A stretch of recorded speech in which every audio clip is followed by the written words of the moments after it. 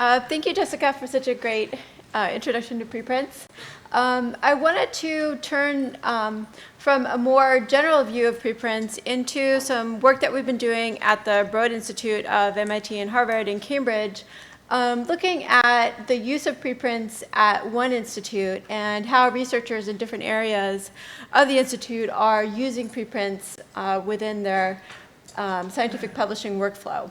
And in addition to that, to really look at the ecosystem more in its entirety, because the preprint question has affected not only the researchers, but other stakeholders as well, such as the communications office, which Jessica alluded to, as well as our IP council, as well as people applying for grants. And so to really look at preprints from all angles and look and see who it's touching and who it's affecting. So as Jessica mentioned, there's been a tremendous growth in the use of preprint servers in the life sciences. And at the Broad, we have something called the Broad Scientific Publishing Working Group. And we decided to take a look at the way that stakeholders were thinking about preprints across what is a fairly diverse institute in terms of the questions, scientific questions that it looks at. And the question is really, is the thinking pretty homogeneous, or is there actually diversity within different subspecialties of research? And why would that be? And how are the different benefits and concerns perceived by these different groups? And why would there even be differences if there were? So just briefly, the Broad Institute is a community of about 3,000 researchers in its entirety, including affiliate institutions at MIT, Harvard, and the affiliated hospitals. We're located in Cambridge, and the Institute's research interests span a number of areas, including infectious disease and cancer and psychiatric disease, all with an underlying genomic approach in order to understand the molecular basis of disease.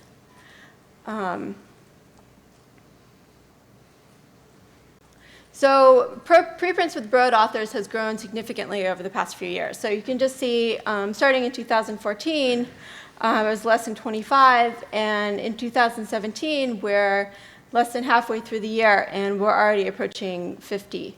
And so it continues to grow. And in addition to preprints, Broad Institute researchers are also very committed to other interim research products, such as contributing to GitHub, as well as creation of online portals and making those freely accessible. So just looking at the Broad scientific publishing ecosystem more broadly, really some of the folks that I mentioned before that we've been spending a lot of time talking with include the researchers, the communications office, our IP council, and administrators in the research programs overall to give us a larger bird's eye view into their thinking and how they interact with preprint servers and journals in their scientific publishing workflow. So I'll just briefly go through the first two, and then I'm going to spend more time talking about the researchers. So in the Broad Office of Communications, we do not publicize preprints by our researchers, and we do not amplify preprints through social media. Although we've definitely seen many successful events where that has occurred. So for example, there's a researcher at Broad named Daniel MacArthur who created a resource called XAC. And that was featured in a Globe and Stat piece, and it was actually very well received. And so that was an example where it did turn out well. And as I said, we don't amplify through social media.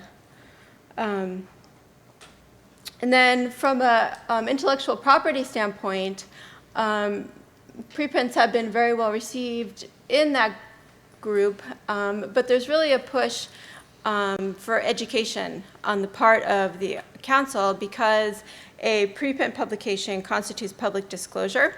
And so any IP that would be filed around any of the findings would need to do so before preprints are deposited on a server.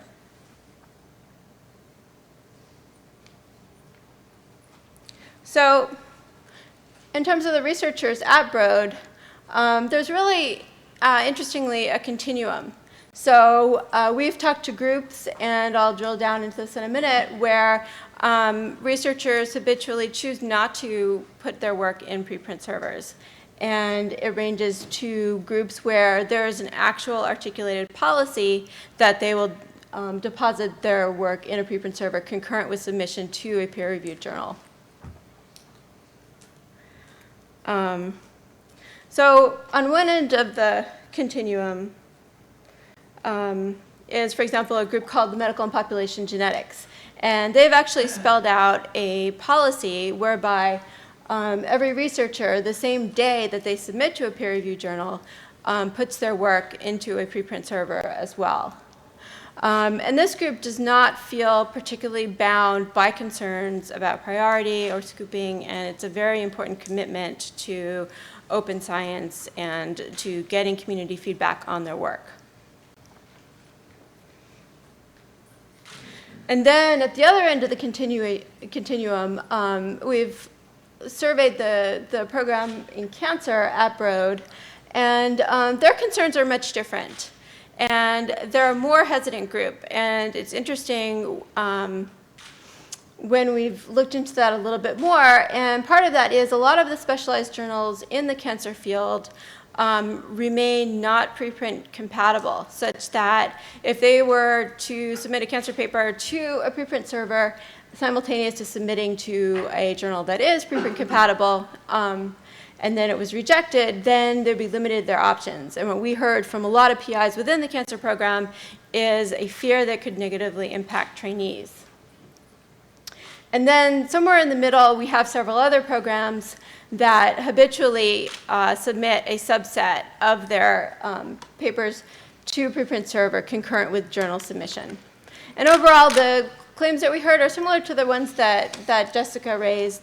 The concerns of priority claims, fears that others are going to rush to preprint, and fears that it might limit their journals that they could submit to subsequently. But people feel very strongly, and there's a lot of positive energy toward preprints, because there is some concern about the peer-reviewed journal time to publish, as well as just the value of peer review and how that could be evolving, and really the value of open science in making findings available. So overall, the number continues to rise, and a lot of the differences that we see have to do with field-specific differences in the particular microclimates associated with particular research subspecialties. And the Broad Scientific Publishing Working Group is looking to create additional resources in order to help researchers really think about their options and incorporating preprints into their scientific publishing workflow. And I wanted to thank the individuals at Broad that are part of the Broad Scientific Publishing Working Group that are put here, and the Broad. Thank you.